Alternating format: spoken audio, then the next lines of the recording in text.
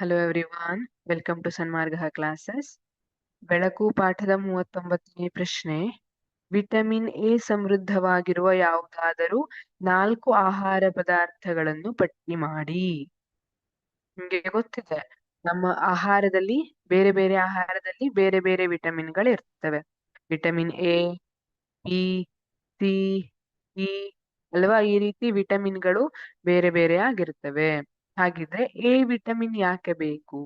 A vitamin ನ ಕೊರತೆಯಿಂದ ಏನು ಉಂಟಾಗ್ತದೆ?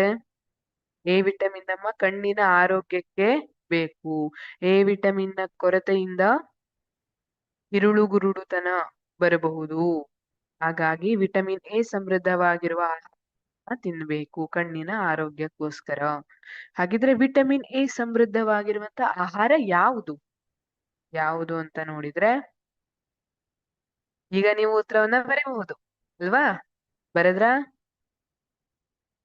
ವಿಟಮಿನ್ ಎ ಸಮೃದ್ಧವಾಗಿರುವ ಪದಾರ್ಥಗಳು: ಹಸಿ ಕ್ಯಾರೆಟ್.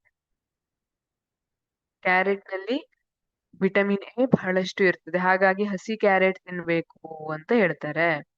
ಗೆಡ್ಡೆ ಕೋಸುಗಳಲ್ಲಿ ವಿಟಮಿನ್ ಎ ಇರುತ್ತೆ. ಹಸಿರು ತರಕಾರಿಗಳು, ಹಸಿರು ಸೊಪ್ಪುಗಳು, ಹಸಿರು ತರಕಾರಿ ಮತ್ತೆ ಸೊಪ್ಪುಗಳಲ್ಲಿ ವಿಟಮಿನ್ ಎ ಇರುತ್ತೆ. ಮೀನಿನ ಎಣ್ಣೆ, ಮಾಂಸಾಹಾರಿಗಳು ಮೀನಿನ ಎಣ್ಣೆ ಕೂಡ ವಿಟಮಿನ್ ಎ ಅನ್ನ ಪಡೆದುಕೊಳ್ಳಬಹುದು. ಇನ್ನು ನಾವು ಡೈರಿ ಪ್ರಾಡಕ್ಟ್ಸ್ ಗೆ ಬಂದ್ರೆ, ಹಾಲು, ಮೊಸರು, ಬೆಣ್ಣೆ ಇವೆಲ್ಲ ಏನಿದೆ ವಿಟಮಿನ್ ಎ ಸಮೃದ್ಧವಾಗಿರುವಂತದ್ದು ಅಂತ ಹೇಳ್ತೀವಿ. ಹಾಲು, ಮೊಸರು, ಬೆಣ್ಣೆ ಇವುಗಳಲ್ಲಿ ಕೂಡ ವಿಟಮಿನ್ ಎ ಇರುತ್ತೆ. ಜೊತೆಗೆ ಮೊಟ್ಟೆ ತಿನ್ನುವಂತವರು ಅವರಿಗೆ ವಿಟಮಿನ್ ಎ ಸಿಗ್ತಾ ಇರುತ್ತೆ. ಪಪ್ಪಾಯಿ ಹಣ್ಣನ್ನ ಹೆಚ್ಚಿಗೆ ತಿನ್ನಿ ಅಂತ ಹೇಳ್ತಾರೆ ಅಲ್ವಾ?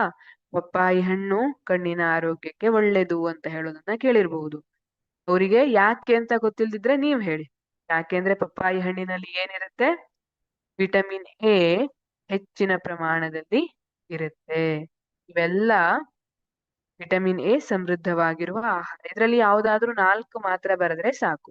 ಹಸಿ ಕ್ಯಾರೆಟ್, ಗೆಡ್ಡೆಕೋಸು, ಹಸಿರು ತರಕಾರಿಗಳು, ಹಸಿರು ಸೊಪ್ಪುಗಳು, ಮೀನಿನ ಎಣ್ಣೆ, ಮೊಟ್ಟೆ, ಹಾಲು, ಮೊಸರು, ಬೆಣ್ಣೆ, ಪಪ್ಪಾಯಿ. Thank you.